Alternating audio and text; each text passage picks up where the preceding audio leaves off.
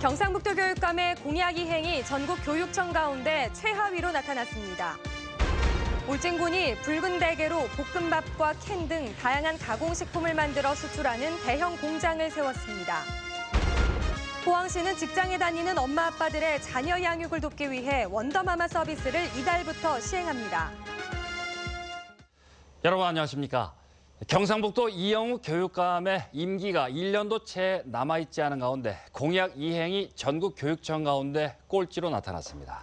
한국 매니페스토 실천본부의 분석 결과 경북도 교육청은 100점 만점에 55점을 받아 공약 실천에 근본적인 문제가 있습니다. 김영일 기자입니다. 한국 매니페스토 실천본부는 지난 3월부터 전국 17개 시도교육청에 대해 공약이 제대로 이행되고 있는지를 분석했습니다. 경기도와 대구광역시 등 16개 교육청이 SA와 A 평가를 받은 데 비해 경북은 인천과 함께 B등급을 받아 꼴찌로 나타났습니다. 이영우 경북도 교육감은 지난 선거에서 50개의 공약을 내걸고 3조 원이 넘는 예산을 집행하겠다고 약속했지만 64.6%만 예산이 투입된 것으로 분석됐습니다. 이 때문에 이영우 도교육감이 교육부가 내린 지침은 잘 이행하면서 정작 지역 학생들을 위한 공약 이행에는 불성실했다는 비판의 목소리가 나오고 있습니다. 경상북도 교육청이 교육부의 경쟁 위주의 정책은 잘 따르면서 지역민을 위한 자신의 공약은 힘을 쏟지 않는 그러한 행태의 결과가 아닌가. 특히 교무 지원 인력 확충 사업은 예산 집행률이 57%에 그쳤고 우리고장 우수농산물 무상급식도 집행률이 57.8%로 적재적소에 예산이 쓰이지 않고 있다는 지적도 제기됐습니다. 경북 교육도 이제 바꿔야 한다라고 생각을 합니다. 무상급식을 동지역까지 확대하는 거나 혹은 작은 학교 살리기 운동이 경북에도 진행되고 있는데 거기에 대한 지원은 전혀 없습니다. 이에 대해 경북도교육청은 예산 확보 등의 문제로 일부 지연되는 사업도 있지만 대다수 공약은 성실하게 이행되고 있다고 밝혔습니다. 최하위 평가를 받은 이영우 경북도 교육감이 채 1년도 남지 않은 임기 동안 미뤄온 공약을 제대로 이행할지 관심을 모으고 있습니다. MBC 뉴스 김혁일입니다. 경북경찰청 지능범죄수사팀은 어제 김병목 전 영덕 군수의 자택을 압수수색하고 임의 동행해 조사했습니다.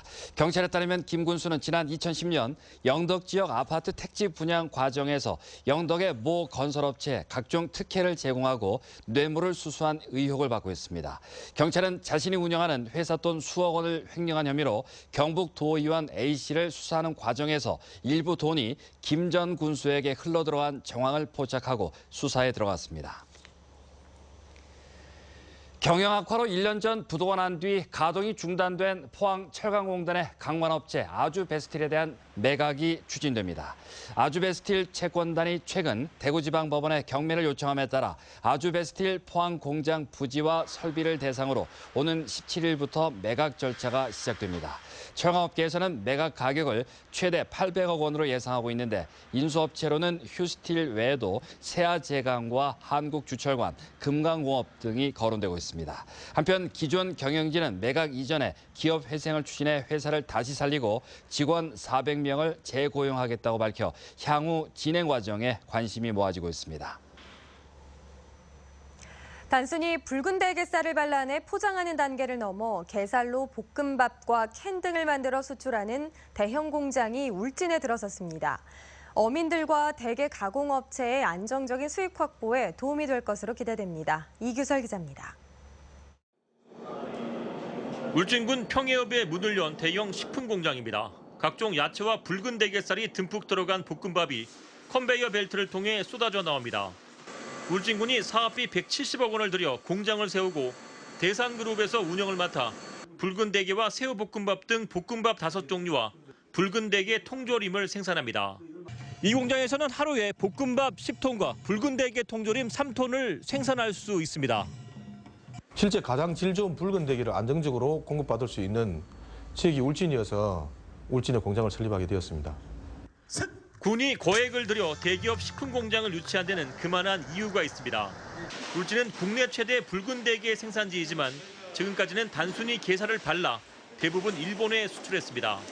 그러다 보니 엔화가 약세를 보이면 게살 가공업체의 수익성이 나빠지기도 하고 수출 단가도 일본 수입업체 주도로 정해지는 경우가 많았습니다. 이 내수라든지 해외 수출을 함으로써 안정적인 공급과 수출 구조 조정이 전체가 될 거로 우리 어업인들은 환영을 하고 있습니다. 이곳에서 소비하는 붉은 대게살은 연간 460여 톤. 울진 지역 전체 붉은 대게살 생산량의 15%가 이 공장 한 곳에서 소비됩니다. MBC 뉴스 이규설입니다. 경주시는 조직 개편에 따라 일부 부서명과 소속을 바꿨습니다. 사적공원관리사무소는 환경사업본부로, 맑은물사업소는 맑은물사업본부로 바꿨고 문화관광실 소속 신라문화융성과는 환경사업본부 환경조성과로 소속을 변경했습니다. 또 창조경제과는 경제정책과로, 평생학습센터는 평생학습가족관으로, 공보담당과는 공보관으로 바꿨습니다.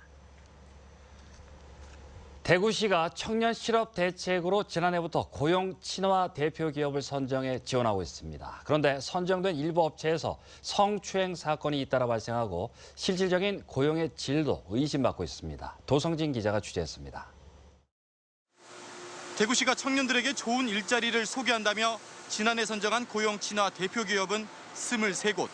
선정 직후부터 성서산업단지의 한 중견기업에서 비정규직 차별 문제가 불거졌습니다. 매출 20% 이상이 순이익인 회사에서 현장의 상시적인 노동자의 30% 이상을 비정규직 노동자로 쓰고 있습니다. 결국 이 업체는 불법 파견으로 시정명령을, 비정규직 차별로 징벌적 배상 판정을 받았습니다. 최근에는 직장 내 상습적인 성추행까지 드러났지만 여전히 고용 친화 기업을 유지하고 있습니다. 또 다른 고용 친화 기업도 간부들이 비정규직 여직원들을 상습적으로 성추행했다는 의혹이 제기됐습니다.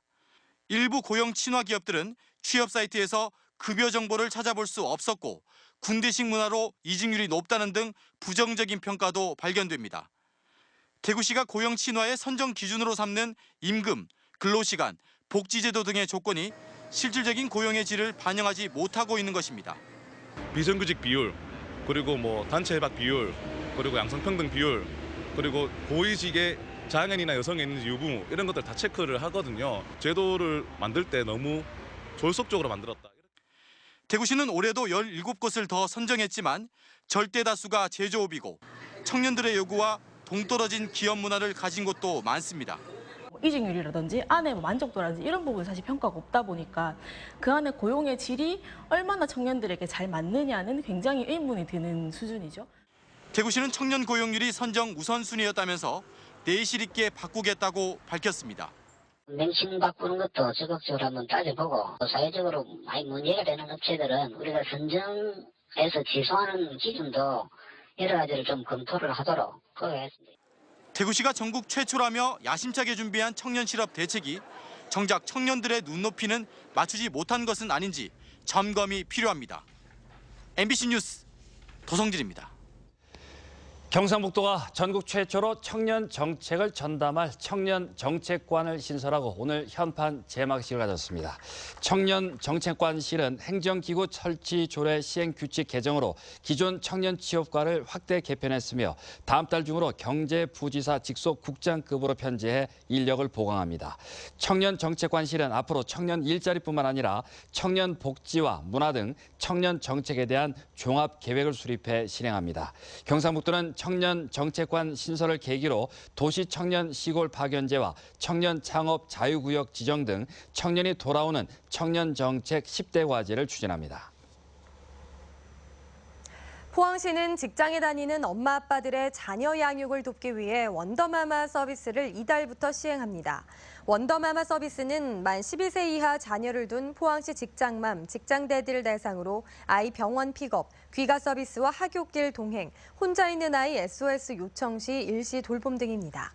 신청자는 1시간 5,000원의 이용료만 내면 엄마의 손길이 필요한 아이들에게 전문 돌봄 교육을 받은 아동보호사가 출동하며 기본 2시간, 1일 4시간 이내에서 이용할 수 있는데 신청은 여성 세로 일하기 센터로 하면 됩니다.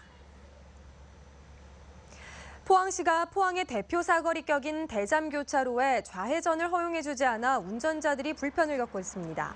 포항시는 대잠 고가교가 건설된 이후 경주에서 시청 방면 좌회전은 허용했지만 남구청 방면 좌회전은 지금까지 불허하고 있습니다. 이 때문에 포항 북쪽에서 남구청이나 포스코, 구룡포 방면으로 가는 운전자들은 비좁은 일방동행 이면도로를 이용하느라 애를 먹고 있습니다. 포항시는 최근 효자 사거리 교차로 교통체계는 개선하면서도 대잠 사거리는 제외해 행정 편의라는 지적을 받고 있습니다. 포스코가 그룹의 지식재산권을 통합 관리할 특허 전문 자회사인 포스코 알텍을 설립했습니다. 포스코 알텍은 연간 2천여 개의 신규 특허를 출원하고 있는 포스코 그룹의 지식재산권을 관리하고 대응하는 역할을 수행하게 됩니다. 포스코는 최근 첨단 강제 기술 등 특허 종류와 수가 빠르게 늘고 있어 대응 차원에서 특허 전문 자회사를 설립한 것으로 알려졌습니다. 경상북도는 개정된 장애인 복지법에 따라 장애인 권익 옹호 기관의 설치와 운영을 맡을 위탁 기관을 공모합니다. 장애인 권익 옹호 기관은 장애인 학대 신고 접수와 현장 조사, 법률 심리 상담 등 장애인 학대 예방과 권리 보호를 위한 역할을 담당하게 됩니다. 경상북도는 공공기관이나 비영리 법인을 대상으로 오는 20일까지 사업 신청을 받아 위탁 기관을 선정할 예정입니다. 내일부터 점차 더워지면서 이번 주말에는 한여름 더위가 찾아오겠는데요. 금요일부터는 장맛비까지 내리면서 덥고 습한 날씨가 예상됩니다. 송예림 기상캐스터입니다. 네, 폭염주의보가 발효 중인 경주를 제외하고 오늘 경북 동해안지역 남실바람이 불었습니다. 비교적 큰 더위 없이 하루를 보냈는데요. 내일부터는 기온이 점점 오를 것으로 예상됩니다. 목요일에 포항의 낮 최고 기온 29도, 토요일은 32도까지 오르는 등 당분간 30도를 웃도는 한여름 더위가 기승을 부리겠는데요. 이렇게 푹푹 찌는 더위에 장맛비까지 더해지면서 불쾌지수가 점점 높아지겠습니다. 금요일부터 장마전선의 영향으로 경북 동해안 지역 비 소식이 있는데요. 이번 장맛비는 남부지방부터 올라오기 때문에 포항과 경주에도 비가 내리지 않을까 기대가 됩니다. 하지만 장마전선의 위치와 이동 속도에 따라서 비 예보는 변할 수 있으니까요. 앞으로 발표되는 최신 기상정보 참고해 주시면 좋겠습니다. 자세한 지역별 날씨 알아보겠습니다. 내일은 구름 많이 끼겠습니다. 내일 아침 기온 울진이 20도, 영덕 21도, 포항 23도, 경주 22도고요. 낮 기온은 울진 26도, 영덕 30도, 포항 29도, 경주 33도까지 오르겠습니다. 울릉도와 독도 지역 구름 많겠습니다. 아침 기온 울릉도와 독도 20도, 한낮에는 울릉도가 26도, 독도 23도를 보이겠습니다. 당분간 동해상에는 안개가 끼겠습니다. 동해중부 해상 바다의 물결 2m까지 일겠고요. 동해남부 앞바다에는 한때 비가 내리는 가운데 물결은 1.5m까지 일겠습니다. 금요일부터 토요일까지 장맛비가 내리겠고 일요일 오전에 잠시 소강 상태에 든 다음에 일요일 오후에 또다시 장맛비가 내리겠습니다. 날씨였습니다.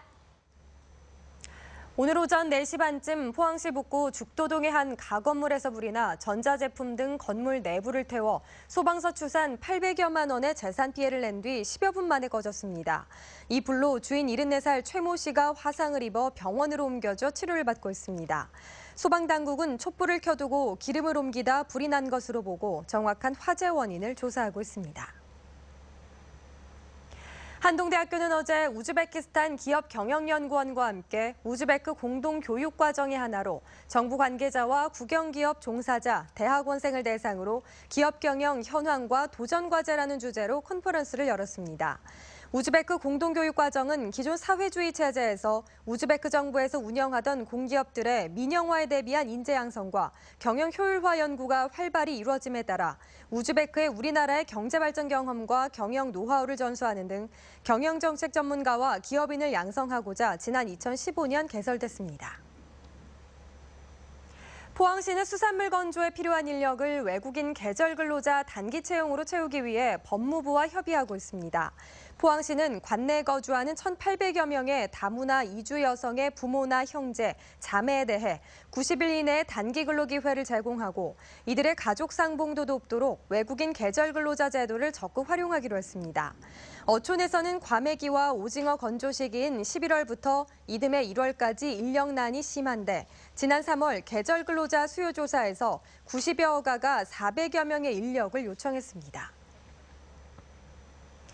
해양수산부가 포항 호미곶의 국립등대박물관을 유물관람과 체험, 교육이 결합된 복합 해양문화 공간으로 조성합니다.